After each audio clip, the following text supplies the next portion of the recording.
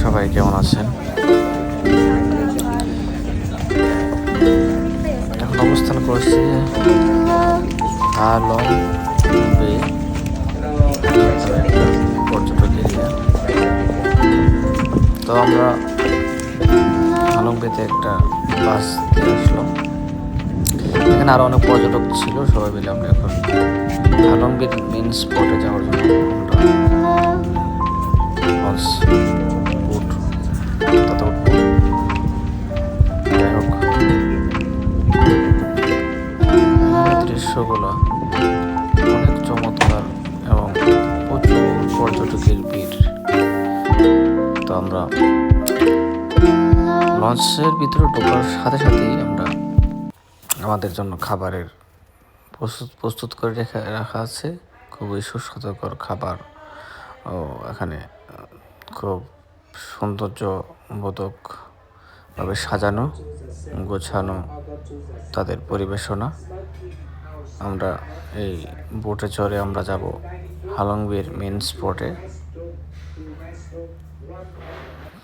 তো দেখেন খাবার, এখানে ফ্রুটস আছে, তারপর রাইস, ভেজিটেবল এবং হালং বা ভিয়েতনামের যত তাদের স্থানীয় যত খাবার আছে তাও এখানে রাখা আছে এবং খুব সুন্দরভাবে সাজানো। তো বাকি দর্শনার্থীরা যে যার যার মতো চয়েস মতো বুফ সিস্টেম আর কি, যে যার মতো খাবার নিতেছে। আমি নিব, ওয়েট করতেছি এখানে। যাই হোক এখানে তো খাবার নিলাম। এখানে আবার ফ্রেন্ড সেও খাবার নিচে আসতেছে। আর প্রত্যেক পর্যটকরা যে যার যার মতো লাইন ধরে যার যার মতো খাবার পরিবেশন করে শেষ করলো। তারপর আমরা উপরে চলে আসলাম। উপরে চলে আসার পর আস্তে আস্তে আমরা মেন গন্তব্যস্থানে আগাচ্ছি। সুন্দর গন্তব্যস্থানে আগাচ্ছি আর ছবি টবি তুলছি। দেখুন কি ভিউ, কি এক্সিলেন্ট দৃশ্য। হালং বে জায়গাটার নাম। এখানে সমুদ্রের একটা অংশে পাহাড়, একটা মানে খুব সুন্দর করে গোছানো একটি পাহাড়, শত শত পাহাড় এখানে দাঁড়িয়ে আছে। তার সৌন্দর্য সবাইকে প্রকাশিত করার জন্য হাজার হাজার দর্শক বাইরের দেশ থেকে এসে এখানে ভিড় করে ভিয়েতনাম হালং বে। যাক, ভিয়েতনাম হালং বে সম্বন্ধে হালং বে ভিয়েতনামীয়। আচ্ছা, প্রদেশের জনপ্রিয় ভ্রমণ গন্তব্য। হালং নামের অর্থ অপরি মানে ড্রাগন। হালং নামের অর্থ ড্রাগন। প্রশাসনিকভাবে উপসাগরটি হালং শহরের অন্তর্গত একটি বিন ডন জেলার একটি অংশ। উপসাগরের বিভিন্ন এলাকায় বিভিন্ন আকার ও আকারের হাজার হাজার চুনাপাথরের কাস্ট এবং দ্বীপ রয়েছে। হালং বে হলো একটি বৃহত্তর অঞ্চলের কেন্দ্র, যার মধ্যে রয়েছে উত্তর পূর্বে বাই তোলং বে এবং দক্ষিণে পশ্চিমে কেট বা দ্বীপ। এই বৃহত্তর অঞ্চলগুলো একই রকম ভূতাত্ত্বিক, ভৌগোলিক, জলবায়ু এবং সাংস্কৃতিক চরিত্রগুলো ভাগ করে নেই। হালং বে এবং কেট দ্বীপপুঞ্জ ইউনেস্কো ওয়ার্ল্ড হেরিটেজ সাইট অবস্থান ভিয়েতনাম মানদণ্ড প্রাকৃতিক। যাই হোক, হালং বের ক্ষেত্রফল প্রায় 1553 কিলোমিটার 600 বর্গ মাইল, যার মধ্যে 1969টি দ্বীপ রয়েছে। আমি যে পাহাড়গুলো দেখতেছেন পাশ দিয়ে, এখানে আপনার ও 1969টি এই ছোটো ছোটো দ্বীপ, যার বেশিরভাগ চুনাপাথর। উপসাগরের মূল অংশে 334 কিলোমিটার 2 এবং 129 বর্গ মাইল 775টি দ্বীপে উচ্চ ঘনত্ব রয়েছে। যাই হোক, তো এ নিয়ে অনেক ধরনের ইতিহাস আছে। এবং যাই হোক, আমরা হালংয়ের এই দ্বীপগুলায় পাহাড়গুলার খুব কাছাকাছি, প্রচুর এই পাহাড় এই দ্বীপ প্রচুর এখানে আছে। যাই হোক, আমরা সেখান মেন যে বোডাসিপুর থেকে নেমে আমরা ইয়েতে চলে আসলাম, মেন অবস্থান স্থলে চলে আসলাম। এখানে আসার পর আমরা ছোটো আরেকটি বোটে উঠলাম প্রচুর দর্শক নিয়ে। এখানে আরও পর্যটক আছে, সবাই মিলে ছোটো একটা নৌকাতে 10-15 জন করে আমরা উঠলাম। ওঠার পরে আমরা মেন যে দৃশ্য এখানে চলে আসলাম। দেখুন, এখানে আমরা একটা পাহাড়ের তলদেশ দিয়ে আমরা একটা গুহার মতো সেখানে ঢুকে আমরা একটা এরিয়া দেখে, চারোদিকে পাহাড়ে ঘেরাও করা এই সৌন্দর্য। এখানে কিন্তু আমরা একটা লঞ্চ করে আসার পরে একটা ছোটো বোটে উঠলাম, 10-15 জন। প্রত্যেকটা বোটে দেখেন 10-15 জন করে লোক আছে। এবং সবাই কিন্তু এই জায়গাটা আসার জন্য মূলত এই ছোটো বোটে ওঠা এটা হচ্ছে আপনার সকল যতগুলা দ্বীপ আছে সব দ্বীপের থেকে আলাদা অন্যরকম একটা দ্বীপ। এখানে চারোদিকে দ্বীপ দিয়ে ঘেরাও একটা জলপ্রবাহ, শুধু খালি একটি সুড়ঙ্গ আছে, সেই সুড়ঙ্গ দিয়ে আমরা নৌকা দিয়ে আসলাম। এই সুড়ঙ্গ দিয়ে 2-3টা করে নৌকা আসতে পারে একসাথে, মোটামুটি একটু বড়ই সুড়ঙ্গ।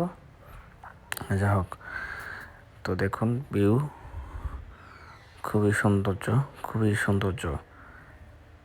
দা হালং বে, চারপাশটা একটু দেখাই যে পাহাড়গুলো। এই দৃশ্যটা অনেক মনোমুগ্ধকর, চারোদিক দিয়ে পাহাড়ে ঘেরাও করা একটা জলপ্রবাহ। এটা হচ্ছে একটা খুবই আনকমন একটা দৃশ্য।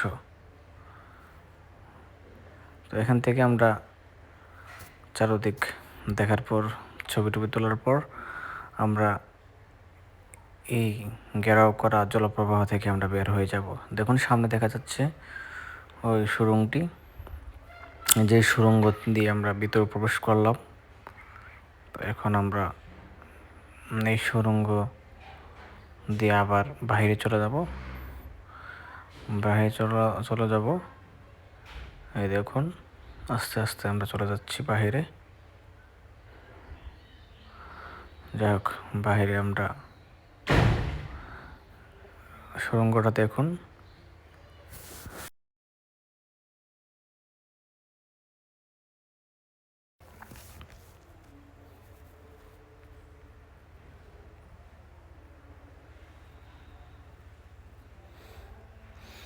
পাশাপাশি আরও অনেক বোট যাচ্ছে বাইরে, কেউ ঢুকছে, কেউ বাইরে বের হচ্ছে। এই তো এই হালং বের কার্যক্রম। সারাদিন প্রচুর পর্যটক আসবে, এই চারিদিকে জলপ্রবাহ ঢুকবে। যখন জলপ্রবাহ শেষ করে আমরা কিন্তু আরেকটা স্থানে যাব। দেখেন যে সুড়ঙ্গর উপরের যে কারুকাজ, অটোমেটিকলি সেই কারুকাজগুলা প্রদর্শিত অবস্থায় আছে। মহান সৃষ্টিকর্তার নিদর্শন সারা পৃথিবীতে আমরা খুঁজলে পাই, যা মানুষ তৈরি করতে অনেক পরিশ্রম ব্যাপার। সৃষ্টিকর্তার সৃষ্টি মানুষের পক্ষে কখনো সম্ভব না, এটা চিরন্তর সত্য কথা। আমরা বের হয়ে গেলাম, চারদিকে ঘেরাও করা আছে পানির প্রবাহ, সেখান থেকে বের হয়ে গেলাম। এখন আবার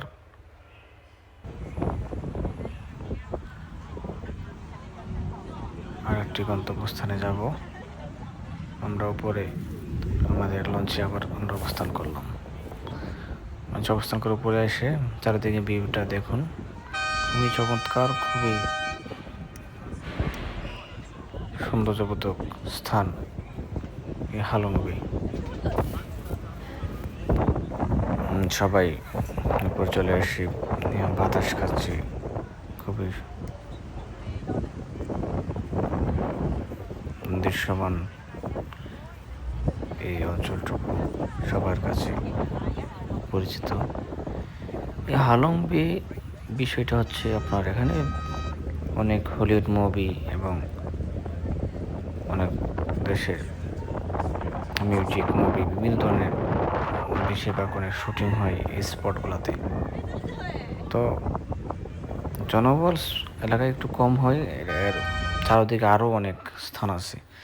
এখন আমরা যাচ্ছি আরেকটি অসাধারণ একটি স্পটে, সেটা হচ্ছে এই হালংবের এখানে একটি দ্বীপে প্রচুর বড় একটি গুহা আছে। আমরা গুহাতে অবস্থান করলাম। যাক, এই গুহাটা হচ্ছে বিশ্বের সবচেয়ে বড় গুহা নামে পরিচিত ভিয়েতনামে। এটা ভিয়েতনাম হালংবের কুং বিন প্রদেশের বু ট্রাস জেলার এই গুহা নেটওয়ার্ক অবস্থান। যাক, 1991 সালে গুহাটি প্রথম আবিষ্কার করেন হো খানম নামে এক ব্যক্তি। কুবিং প্রদেশের অবস্থান, গভীরতা সর্বোচ্চ 150 মিটার, 490 ফুট, দৈর্ঘ্য প্রায় 9000 মিটার, 30,000 ফুট। আবিষ্কার খু খানম কর্তৃক 1991 সাল। প্রদন্ত পারমো কার্বো ফিরান্স চুনাপাথর প্রদেশের প্রায় 2টি। এই গুহা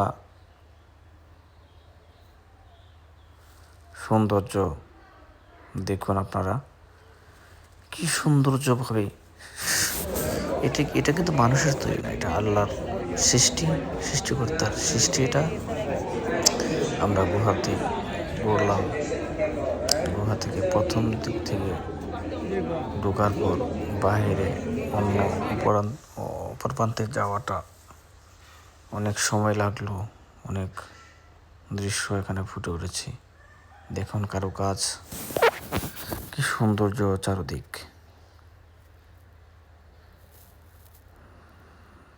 দেখুন